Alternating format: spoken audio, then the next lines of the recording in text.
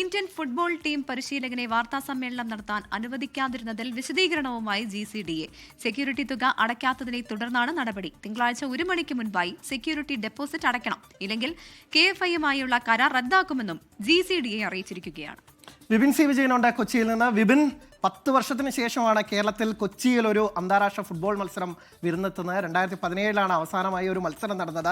കാത്ത് കിട്ടിയ മത്സരം ഇനി ഒരിക്കലും കേരളത്തിലേക്കൊരു ഫുട്ബോൾ മത്സരം നൽകാൻ അഖിലേന്ത്യാ ഫുട്ബോൾ ഫെഡറേഷന് തോന്നിപ്പിക്കാത്ത തരത്തിലാണ് ഇപ്പോൾ GCDA കാര്യങ്ങൾ ചെയ്യുന്നത്. പേരിലെ വിശാലത അല്ലെങ്കിൽ വിശാല കൊച്ചിൻ എന്നൊക്കെ ഉള്ളത് ഒരുപക്ഷെ പേരിലില്ല എന്നുള്ളതാണ് കാണിക്കുന്ന ഓരോ കാര്യങ്ങളും. ഇപ്പോഴും പല സ്റ്റേഡിയങ്ങളിലും പല നാടുകളിലും ഫ്രീ ആയി ISL മത്സരങ്ങളൊക്കെ തന്നെ നടത്തുന്നു. നേരത്തെ ബ്ലാസ്റ്റേഴ്സ് അടക്കമുള്ള ടീമുകളെ സമാന രീതിയിൽ വാർത്താ സമ്മേളനം നടത്തുന്നതിൽ നിന്ന് ഇറക്കി വിട്ടു. ഇപ്പോൾ ഇന്ത്യൻ ടീമിനെയും ഇറക്കി വിട്ട ഒരു അവസ്ഥയാണ് GCDA ഭാഗത്തുനിന്ന്. എന്തായാലും ഇപ്പോഴും ആ വിവാദം തണുത്തിട്ടില്ല എന്നുള്ളത് തന്നെയാണ്. മത്സരത്തിന് ഇനി ഏതാനും ദിവസങ്ങൾ മാത്രമാണ് ഉള്ളത്. ചൊവ്വാഴ്ചയാണ്. ആ ഘട്ടത്തിലാണ് ഇപ്പോൾ GCDA പറയുന്നത് പൈസ അടച്ചാൽ മാത്രമേ കളിപ്പിക്കൂ എന്നത്.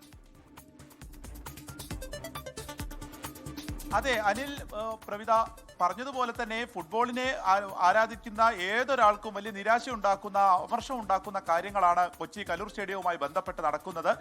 അതിലിപ്പോൾ എടുത്തു പറയേണ്ടത് GCDA അതിനൊരു വിശദീകരണം നൽകുന്നുണ്ട്. അപ്പോൾ മാധ്യമങ്ങൾ തെറ്റായ വാർത്തകൾ ഇതുമായി ബന്ധപ്പെട്ട് നൽകുന്നു എന്നുള്ളതാണ് പറയുന്നത്. പക്ഷേ 24 ഉൾപ്പെടെ നൽകിയ വാർത്തകളെ എല്ലാം തന്നെ അത് ശരിയാണ് എന്ന് വെക്കുന്ന രീതിയിലാണ് മറ്റുള്ള കാര്യങ്ങളൊക്കെ പറഞ്ഞിരിക്കുന്നത്. കാരണം 25 ലക്ഷം രൂപ അവർ സെക്യൂരിറ്റി ഡെപ്പോസിറ്റ് ചോദിച്ചിട്ടുണ്ട്. 3 ലക്ഷം രൂപയാണ് വാടകയായി തീരുമാനിച്ചിരുന്നത്. പക്ഷേ ഒരു വലിയ അന്താരാഷ്ട്ര മത്സരം നടക്കുമ്പോൾ സാധാരണ ഈടാക്കുന്ന തുകയേക്കാൾ വലിയ കുറച്ച് തുകയാണ് തങ്ങൾ വാങ്ങിയിട്ടുള്ളത്, അല്ലെങ്കിൽ ഇങ്ങനെ ഒരു കരാർ ഉണ്ടാക്കിയിട്ടുള്ളത് എന്ന് പറയുന്നു. അത് നേരത്തെ കൂട്ടി തന്നെ, അതായത് മത്സരത്തിന് മുൻപ് തന്നെ ഈ പണം അടയ്ക്കണം എന്നുള്ളത് KFA മുൻകൂട്ടി അറിയിച്ചതാണ്. അത് ലഭിക്കാത്തതിനെ തുടർന്നാണ് ഈ വാർത്താ സമ്മേളനം റദ്ദാക്കിയത് എന്ന് പറയുന്നു. ഇവരെയൊക്കെ പുറത്താക്കിയതിനുള്ള കാരണം പണം തന്നെയാണ് എന്നുള്ളത് അടിവരയിട്ട് പറയുകയാണ് GCDA. ഒപ്പം തന്നെ പുതിയ ഒരു കരാർ ഉണ്ടാക്കിയിരിക്കുകയാണ്. അതായത് തിങ്കളാഴ്ച 1 മണിക്ക് മുൻപ് ഈ പണം 25 ലക്ഷം രൂപ സെക്യൂരിറ്റി ഡെപ്പോസിറ്റ് നൽകുക എന്നുള്ളതാണ് KFA ഇപ്പോൾ സത്യവാങ്മൂലമായി നൽകിയിരിക്കുന്നത്. അത് GCDA അംഗീകരിച്ചിരിക്കുന്നു. 1 മണിക്ക് മുൻപ് ഈ പണം നൽകിയില്ല എന്നുണ്ടെങ്കിൽ കരാർ റദ്ദാവും. സ്വാഭാവികമായിട്ടും ചൊവ്വാഴ്ചത്തെ മത്സരം മുടങ്ങും. ഇത് തന്നെയാണ് ഇപ്പോൾ വിശദീകരണ കത്തിലും പറയുന്നത്. 1 മണിക്ക് മുൻപ് 25 ലക്ഷം രൂപ ലഭിക്കണം എന്നുള്ളത് തന്നെ.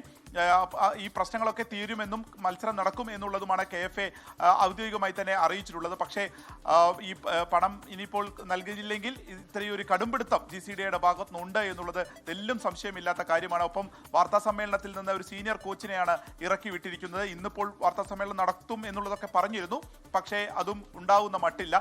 ഒരു ഹോങ്കോങ് ഇന്ത്യ മത്സരം എന്നൊക്കെ പറയുന്ന ഒരു അന്താരാഷ്ട്ര മത്സരമാണ്. അതുകൊണ്ട് തന്നെ 100 കണക്കിന് കാണികളും പ്രധാനപ്പെട്ട ഈ ഫുട്ബോളുമായി ബന്ധപ്പെട്ട് നിൽക്കുന്ന ആളുകളൊക്കെ ശ്രദ്ധിക്കുന്ന ഒരു സമയത്താണ് ഇത്തരത്തിലുള്ള പിടിവാശികളും ഒക്കെ കലൂർ സ്റ്റേഡിയവുമായി ബന്ധപ്പെട്ട് വരുന്നത്. അവിടുത്തെ ടർഫ് ഉൾപ്പെടെയുള്ളവ ശരിയാക്കുന്നതിന് ആ തുക വേണം എന്നുള്ള ഒരു കാര്യമാണ് ഇതുമായി ബന്ധപ്പെട്ട് GCDA മുന്നോട്ട് വയ്ക്കുകയും ചെയ്യുന്നത്. അനിൽ,